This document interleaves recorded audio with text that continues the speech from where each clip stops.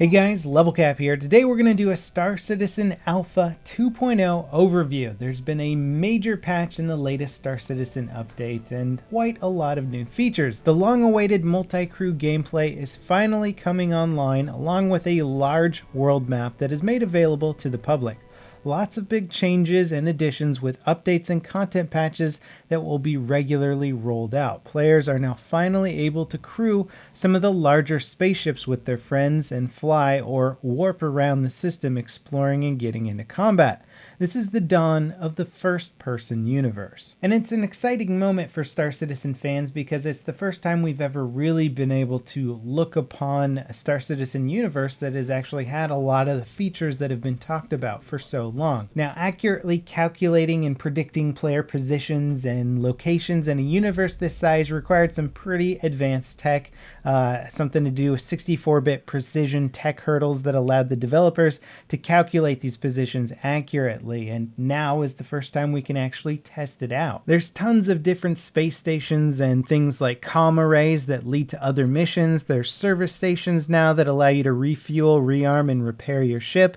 Then there's security stations that allow you to test out your FPS guns and combat. There's random dogfighting encounters. You can go on missions where you'll protect civilian ships from pirates. Missions that allow you to explore and research an EVA while searching for derelict ships for clues and answers to maybe a mission that you're on. And it's the first time you can actually test out multi-crew functionality. This was a pretty big tech hurdle for the developers because if you think about it, you've got ships flying through space at like crazy fast speeds, and then on those ships you have to have players walking around as if everything's normal, just, you know, taking a stroll around your ship. And in order to do this, they had to create two different physics environments, you know, one for the ship and then one that existed within the ship. And I can't imagine how difficult this is for the developers to work out all the bugs. And in fact, not all the bugs are actually worked out right now.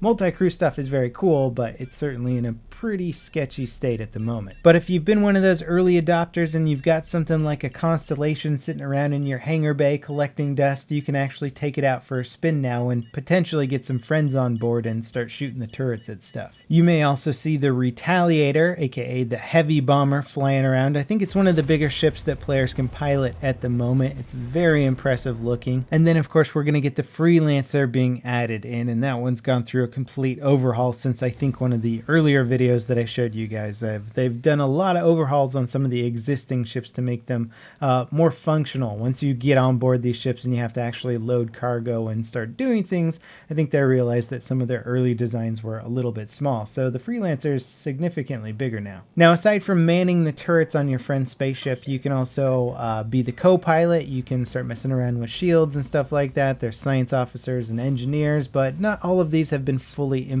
implemented yet. You can sit at the seats, but not all the functionality will be available on the control console. Something that you're absolutely gonna have to try out as soon as you get your ship into space is to just get out of your cockpit and start floating around in space, or open up the back of your Freelancer and float out the back. The transition is seamless. Now, when you're in zero gravity, you can EVA, extra vehicular activity. You can basically use this to get around your spaceship when in zero G out in space, and you use small little thrusters on your spacesuit to get around, just like astronauts would. And you already start to get a pretty good idea of what kind of missions you can go on, exploring some of these derelict space stations here while you're bumping around in your spacesuit. It's kind of got a creepy feeling to it, and I can't wait to see some of these missions fully fleshed out with more elaborate storylines. At the moment, player animations are being tweaked and worked on, but they are working on a physics system that's supposed to represent your player model in a real physical environment. So if you EVA into the side of a wall, or you kind of bump into the side of your spaceship, your player model is going to react realistically. So you'll hit your arm or your head on something and it will get knocked back. Now, when it comes to the FPS combat, it's being slowly implemented. There's stuff you can do right now. You can find weapons and fight players in space stations, ships, or while in zero G. When hurt, players can use medipens to heal up, and right now it's kind of like GTA in space, so it's easy to sneak by a player, kill him and steal his ship, or stow away on a larger ship waiting. But there will eventually be player permissions for ship access. You'll have to manually board hack, blast your way into ships or airlocks in the future. And of course, it's the early stages of things right now, so you don't have all your weapons and gadgets that you might in the full release of the game in order to sort of breach enemy ships. So I'm looking forward to seeing what kind of options we have. Now for your basic user interface and just kind of getting around the universe, you can use a little gadget called the Moby Glass, which is your in-game futuristic smartphone, essentially. It gives you missions, journals, maps, shopping capabilities, and all kinds of other info to help you get around the universe. When it comes to actually flying your spaceship, there's now 3 flight modes. You have Precision for slow landing maneuvers, then you have SCM, Space Combat Maneuvering, which is normal flight speeds, and then you have Cruise, which is for super speed for getting around areas quicker without needing to go to warp speed. We're also getting our first looks at EMP warfare, which is added with the Warlock, and this will basically damage or power down any powered component, including the Warlock, so you have to power down certain systems before activating the weapons. Ultimately, Alpha 2.0 is designed to be the testbed for various Star Citizen features and for building out things related to the persistent universe. As new features get further along in development, they will get added to the Alpha universe. Players will get to see the game expand as regular content updates add to the Alpha, like hauling cargo, salvaging ships, shopping, buying more ships, more planets, more solar systems, fleshing out the AI code. The development team has become much faster at building ships than previously, so we can expect to see them roll out more regularly, I hope. And of course, we have the capital ships to look forward to as well. I know some people have actually purchased lifetime warranties on those capital ships already, so I'm sure they're just itching to get on the bridge of one of those things. And even if your ships aren't yet flyable, you can still view them in the hangar and sort of access them and check out the insides and all the cool modeling updates as they come along. You can visit Area 18 on ArcCorp, race and practice dogfighting in Arena Commander. All of these modes and systems will connect up in the future. At the moment, they're still sort of separate from each other.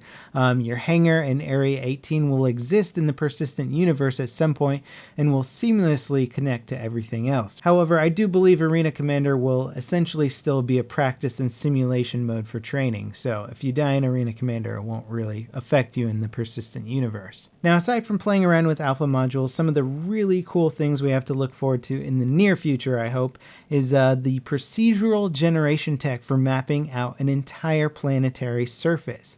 It was an older funding goal milestone that was expected to take many years to come online, and it's already starting to be teased. It will eventually have fully explorable planets with various terrains, biomes, atmospheres, oceans, lakes, plants, animals, and everything else you can think of. Ships can seamlessly transition from space to the planet's surface, and it already looks phenomenal. There's really cool ships to look forward to. The Starfarer is a new large multi-crew ship designed for refueling, and it might be added or shown off soon. It's much larger than the Constellation, complete with captain and crew quarters, large cargo storage area, sizable cockpits, and fuel tanks. I mean, this thing looks awesome, and if they put it in the game soon, it'll be the biggest thing we've seen flying around in space. And of course, there's a lot of speculation that we might get access to the Vanguard heavy fighter soon, at least in the hangar, the Sabre stealth fighter, the Reliant, which is a cool 2-seater starter ship, and there's a bunch of other things. But lastly, and certainly not least, is Squadron 42.